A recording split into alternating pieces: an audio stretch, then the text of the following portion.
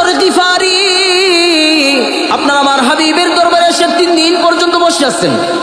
3 দিন পরে বলতেছেন, হাবিব গো, আমাকে কালিমা পড়ে মুসলমান বানায় দেন।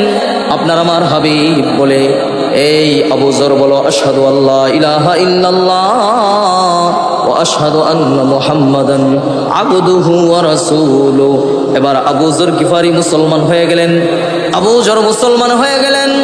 আপনার আমার হাবিব বলতেছে, আবু যর সাবধান, তুমি যে মুসলমান হয়েছো তুমি কিন্তু প্রকাশ করিও না।